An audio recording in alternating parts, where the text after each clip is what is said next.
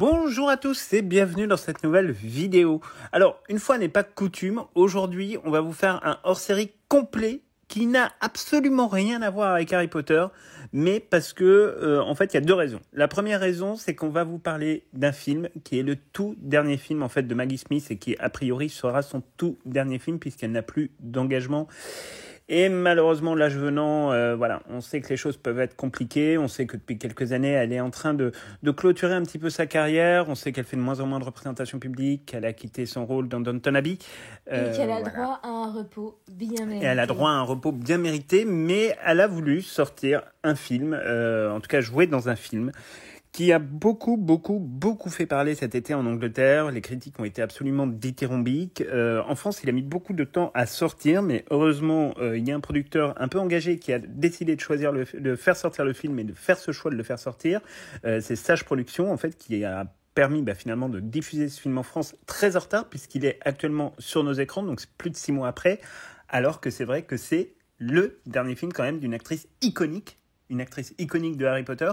Et donc, même si ça n'a pas de rapport, comme on a pu vous parler à plusieurs reprises d'autres acteurs, des œuvres par exemple d'Alan Rickman, des œuvres d'Ellen McCrory, de celles de Robbie Coltrane, et aujourd'hui, même si, Dieu merci, Maggie Smith est toujours de ce monde, en tout cas à l'heure où nous enregistrons cette vidéo, en fait, on ne pouvait pas passer vraiment à côté.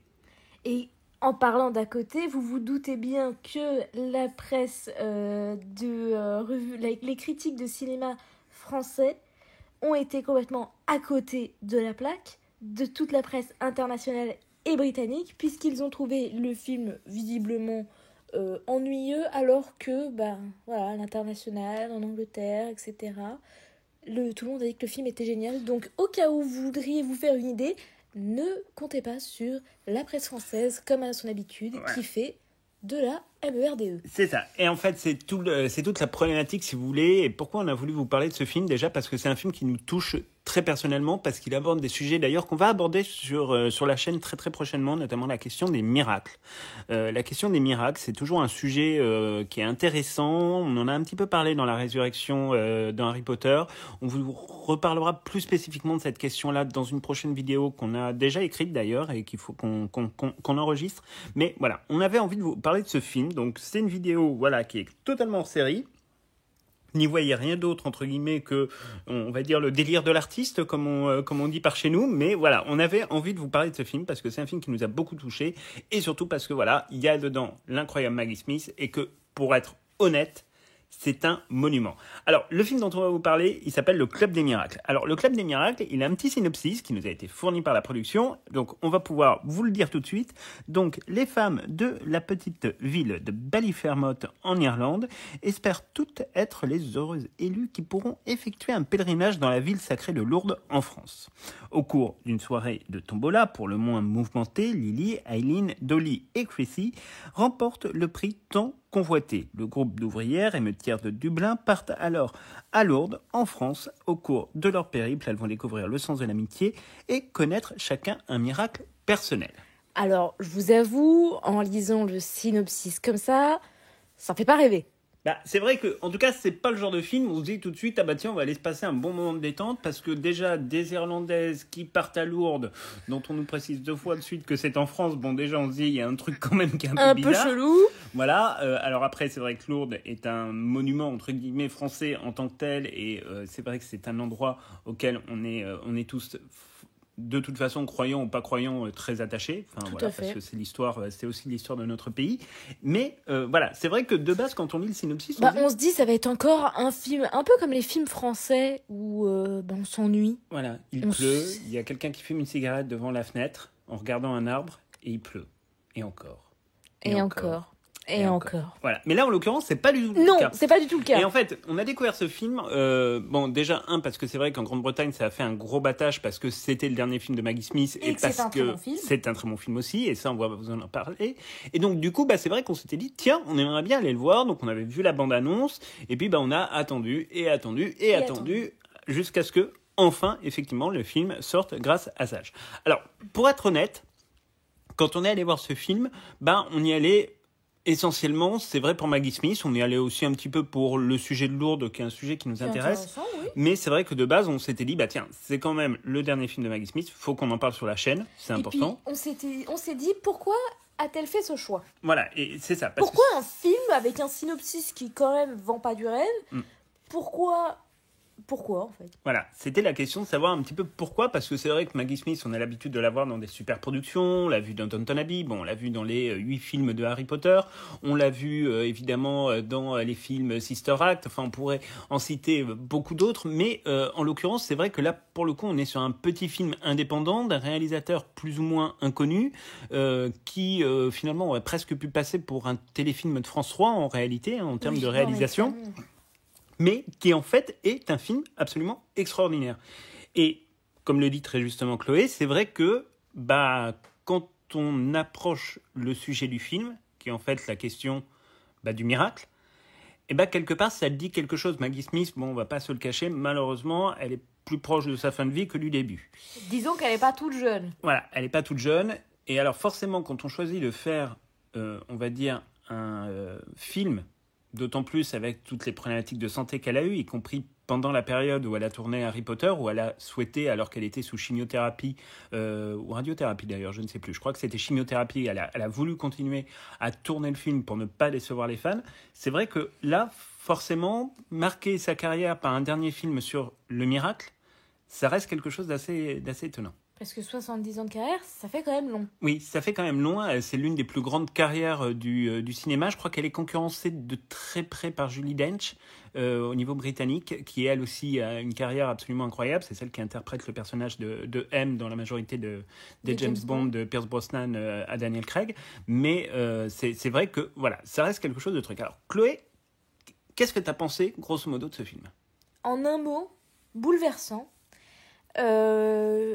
Je m'attendais à un film sympa, mais je m'attendais pas à ressortir du film en étant aussi questionné, en étant aussi ébahi, en étant aussi bouleversé. C'est un très beau film. C'est un film qui est très simple. C'est pas un film qui va chercher dans les effets spéciaux de Maggie Smith à 90 ans avec un fauteuil roulant qui va faire des trucs avec des lasers dans les yeux ou je sais pas quoi. Non, on en revient aux fondamentaux, on en revient aux relations humaines, mais pas les relations humaines chiantes comme dans les films français, quoi. C'est juste, qu'est-ce que la vie ? Quelles sont les épreuves de la vie ? Et comment on peut faire pour s'en sortir ? Et quels sont les grands questionnements qu'on peut se poser, notamment face au miracle.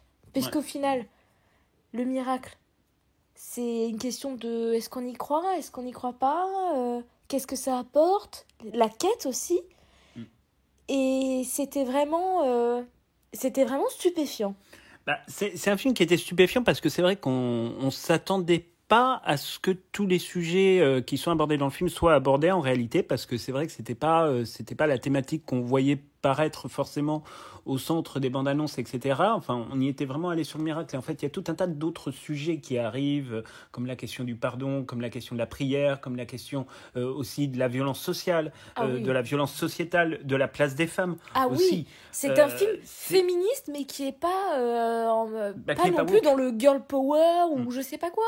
C'est un film qui parle de la vie des femmes dans les années 70, mais sans pour autant être en colère. Parce qu'aujourd'hui, quand on fait des œuvres féministes, le plus souvent, je dis pas tout le temps, mais le plus souvent, il y a beaucoup de ressentiment, beaucoup de colère. Alors que là, c'est simplement du constat, et c'est même dit avec humour. Et il n'y a pas besoin de s'énerver, de hurler par rapport à ces sujets-là. Là, en fait, tout est fait en douceur et avec beaucoup de tendresse. Et ça fait du bien, parce que ça veut dire qu'on est encore capable de parler de choses qui font débat, voilà, tout en étant posé et avec humour et avec compréhension. Et en fait, ce qui est assez extraordinaire, c'est que moi, si je devais donner un mot, effectivement, pour décrire ce que dit Chloé avec beaucoup de justesse, c'est l'apaisement, en fait. Et l'apaisement, en fait, c'est un mot qui pèse sur tout le film, parce que aussi bien dans la réalisation, dans la mise en scène, il y a des choses qui sont très apaisées, il y a une dimension qui est très apaisée dans les relations que les gens peuvent avoir, y compris avec des difficultés, c'est-à-dire qu'on ne va pas se balancer des insultes à la figure. Alors parfois, il y a des moments qui sont difficiles entre les personnages, Bien sûr. mais au final, voilà, il y a beaucoup de choses qui vont être, on va dire, montrées de manière apaisée. Et en fait, au final, quand on voit les résultats de ce pèlerinage à Lourdes, ce qui compte surtout dans le miracle, c'est aussi le fait aussi de soulager toutes les souffrances, de soulager toutes les douleurs, et que pour se préparer en fait à accueillir ce miracle, il faut être dans cet questionnement en fait de l'apaisement, parce qu'on ne peut pas aborder le miracle sans l'apaisement. Et en fait, ce film est un film, vraiment qui, de la réalisation aux thématiques abordées, suit tout un tas de lignes en fait qui sont totalement cohérentes les unes avec les autres. Oui, prenez par exemple la question de l'apaisement. Le film se passe en Irlande, dans les débuts des années 70. Excusez-moi, pour ceux qui ne sont pas historiens, l'Irlande, dans le début des années 70, c'était quand même le début des grosses emmerdes avec l'IRA. C'était un peu compliqué, ouais. Donc voilà, c'est... Et en fait, on est tout simplement dans un film qui parle de femmes avec... ou de situations qui sont toutes parfois très paradoxales et avec beaucoup de drame. Mais la question n'est pas tant la résolution du drame, de comment gérer le drame. Ouais, c'est exactement ça. Mais c'est pas un film triste. Non, c'est pas un film non. malheureux. Alors justement, c'est ce que j'allais dire, c'est que en fait, généralement, quand on parle de drame, quand on parle de tristesse, de malheur, de miracle, on est plutôt sur un style effectivement de film qui va se rapprocher plutôt du dramatique qu'autre chose. Là, on n'est pas dans le dramatique, on est dans une comédie qui n'est pas simple à traiter. Il y a des aspects qui relèvent vraiment de la comédie. Et d'ailleurs, ne serait-ce que voir Maggie Smith chanter du French Cancan un peu bizarroïde, ça reste déjà en soi un truc assez intéressant.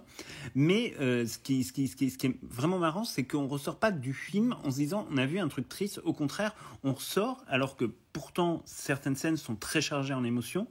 On sort en fait en se disant on a vu un feel-good movie en fait, complètement. Un feel-good sur des thématiques qui sont quand même sérieuses. Ouais. C'est ça qui est vraiment stupéfiant avec ce film. C'est ça qui est absolument stupéfiant. Et alors, c'est vrai que nous, quand on a vu l'accueil critique qui a été fait par une majorité de la presse, on va dire, sur le Club des Miracles, de manière assez évidente, on voit qu'il y a un parti pris idéologique de ces journaux qui est quand même assez négatif, parce que c'est vrai que qu'on croit ou qu'on ne croit pas, qu'on soit chrétien, pas chrétien, qu'on soit catholique ou pas catholique, Lourdes, c'est quelque chose qui est universel. Et d'ailleurs, c'est très bien dit dans le film. On voit très bien que les personnages sont à des niveaux de foi qui sont tout à fait différents. Inexistants à croyants. Inexistants à très croyants et à très pieux. Et au final, on s'aperçoit qu'à Lourdes, en fait, il y a tout. Parce que les miracles, ne concernent pas d'ailleurs que des chrétiens ou que des catholiques. Et puis surtout, ce film n'essaye pas de prêcher quoi que ce soit. La question, c'est pas... la fin du film, c'est pas est-ce qu'un miracle va se passer. Est-ce que, regardez à quel point... notre foi est la sainte et véritable et la vérité, etc. C'est pas ça la question. La question, c'est quel miracle ces femmes vont-elles trouver pour elles-mêmes, mais pas forcément un miracle comme une guérison ou quoi que ce soit. Ouais. Et c'est pas un film qui va être dans la logique de dire tel truc est bien, tel truc n'est pas bien. On n'est pas du tout dans le jugement. Tout à fait. On n'est pas dans le prosélytisme non plus. Non, c'est vraiment quelque chose, en fait, c'est, comme on vous le disait, c'est quelque chose d'apaisé. Et alors, évidemment, puisque on voulait en parler, Maggie Smith. Incroyable. Sa prestation, quand même. Incroyable. Ça, c'est un truc dont il faut parler. C'est comme le film, bouleversante. En plus, c'est vraiment émouvant de voir. J'ai l'impression que ça se voit dans son regard que c'est son dernier film. Ouais. Et que quelque part, elle fait le deuil aussi de sa carrière dans ce film. C'est vraiment étonnant, mais elle est magistrale. Elle est magistrale parce qu'elle réussit à faire ressortir des émotions qu'on ne lui connaît pas nécessairement dans sa filmographie récente. Non. Même si, par exemple, dans son personnage de la comtesse de Harrière, dans Downton Abbey, elle est quelqu'un de très piquant, qui parfois peut peut être très cynique, mais qui peut aussi avoir des scènes très émouvantes, enfin, notamment quand elle avoue, là aussi, sa maladie dans le premier film de Downton Abbey, voilà, sa petite fille. On voit qu'il y a une émotion, on voit qu'il y a une personnalité derrière qui est très complexe. Mais là, en fait, on a l'impression de voir Maggie Smith presque à nu dans ses émotions. Tout à fait. Et notamment, il y a un plan particulier qui nous a bouleversé, en fait, où elle est dans sa petite maison en Irlande. C'est au tout début du film, je crois. Oui.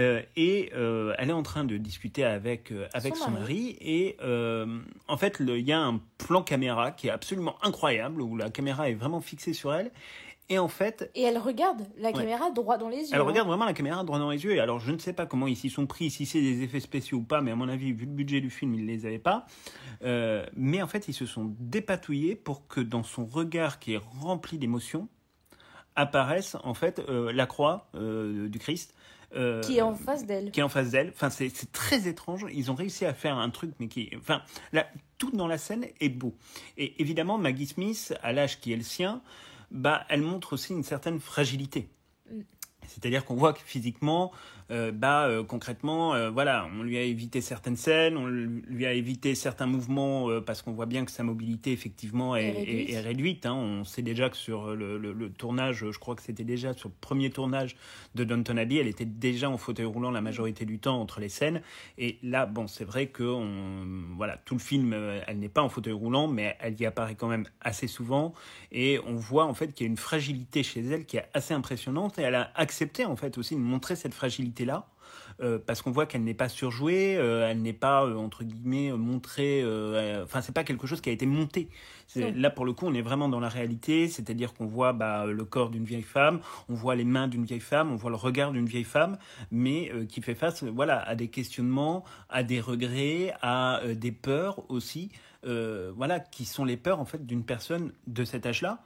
Mais elle arrive à les mettre en lumière avec une profondeur et une magie qui est absolument incroyable. C'est ça, c'est exactement ça le terme, la profondeur. C'est là la profondeur de son regard dans ce film. Ah, mais c'est titanesque. Alors, c'est un film qui passe dans assez peu de salles. Hein. Je crois qu'il y a à peu près 200 salles en France qui le diffusent, qui est pas mal pour un film qui est indépendant et qui sort en dehors voilà, des blockbusters et des grands majors. Et en décalé, hein, puisque voilà, hein, encore une fois, la sortie dans la majorité des pays, c'était il y a déjà plus de 6 mois. Mon Dieu, que le temps passe vite. Mais c'est vrai qu'en l'occurrence, c'est un film qu'il faut aller voir et nous on avait vraiment envie de vous en parler sur cette chaîne, quitte voilà, à faire un hors-sujet complet et total par rapport à ce qu'on fait habituellement, mais comme on avait pu vous parler des mémoires d'Alan Rickman où on ne s'était pas arrêté uniquement à Harry Potter, là on avait envie en fait de marquer un peu d'une pierre blanche ce film voilà, d'une des interprètes de Harry Potter les plus magistrales et qui malheureusement probablement ne sera plus là dans quelques années.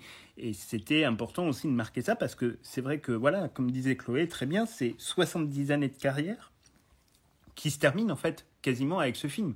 Voilà. Et elle aurait pu choisir un tas d'autres films, j'imagine. Oui, c'est sûr. Ah, mais c'est sûr, pourquoi oui. Celui-là Mais pourquoi celui-là? Elle aurait très bien pu tourner dans Downton Abbey 3, voilà, mais en fait, elle est en train de clôturer. On le sait que le 2, elle voulait que ce soit, entre guillemets, la fin de son personnage. Voilà. Et en fait, elle met de l'ordre dans sa carrière comme son personnage met de l'ordre dans sa vie. Et c'est ça. Mais c'est, en fait, tous les personnages de ce film. C'est exactement ça. Et en fait, dans le personnage de Maggie Smith, dans le personnage qu'elle joue dans ce film, vous allez retrouver un peu du personnage de Minerva McGonagall, avec cette espèce de solitude dans sa tête. Vous allez retrouver aussi le personnage voilà, de la comtesse Verrières dans Downton Abbey. Vous allez retrouver aussi le personnage de la mère supérieure dans Sister Act, voilà, avec ce rapport à la fois. Et en fait, tous les grands rôles qu'elle a pu interpréter ces 10, 15, 20 dernières années sont résumés en fait dans